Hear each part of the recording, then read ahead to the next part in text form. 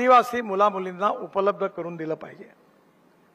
विशेषतः या ज्या आश्रमशाळा आहे त्याचं रेटिंग केलं पाहिजे आणि ज्यांचं रेटिंग चांगलं आहे त्यांना स्किल डेव्हलपमेंटचं ट्रेनिंग करणारं इन्स्टिट्यूट सुरू करण्याकरता मदत केली पाहिजे। ओरिसामध्ये आपल्या एक मोठ्या अधिकारी होत्या, माझ्याबरोबर आता त्या काम करतात, अलका मिश्रा, त्या रेल्वे बोर्डाच्या नंबर 2च्या अधिकारी होत्या।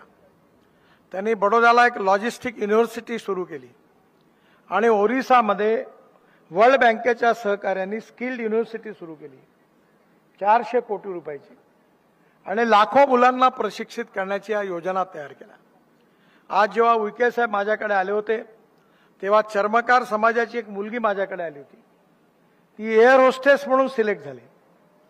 आपल्या अरुणाचल, मेघालय, त्रिपुरा भागातल्या अनेक मुली काही आदिवासी समाजातल्या आहेत, त्या प्रशिक्षण घेऊन इंडिगोमध्ये, एअर इंडियामध्ये एअर होस्टेस म्हणून काम करतात। लो एम इज क्राईम, त्यामुळे येणाऱ्या काळामध्ये आपल्या मुलामुलींना उत्तम शिक्षण आणि उत्तम कौशल्य हे कसं मिळेल याकरता विविध योजना करण्याची आवश्यकता आहे।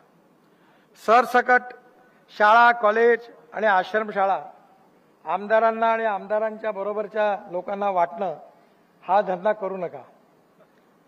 मी पण वाटल्या माझ्या काळामध्ये पालकमंत्री असताना, पण मी त्यांना सांगितलं की इमानदारीने काम करा, मुलांना चांगलं शिकवा, चांगलं अन्न द्या आणि आपल्या भविष्यात आपल्या पायावर उभे राहिले पाहिजे याची काळजी घ्या आणि मग 2 पैसे तुम्ही कमवा।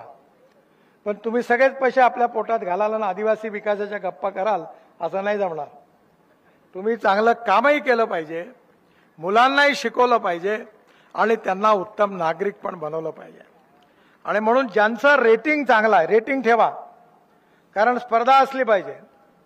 मंत्र्याच्या शिफारसीने नका सिलेक्ट करू, मी अशोकरावांना सांगतो स्पष्ट तोंडावर, रेटिंग करून जे चांगलं काम करतील त्यांना प्रोत्साहन द्या आणि जे खराब काम करतील त्यांना सिस्टीमच्या बाहेर काढा, तर गुणवत्ता सुधरेल आणि गुणवत्ता सुधारली तर तुमच्यातून उद्याच्या भविष्यातले अनेक चांगले नागरिक, चांगले खेळाडू, चांगले संशोधक आणि चांगल्या प्रकारची मुलं तयार होतील।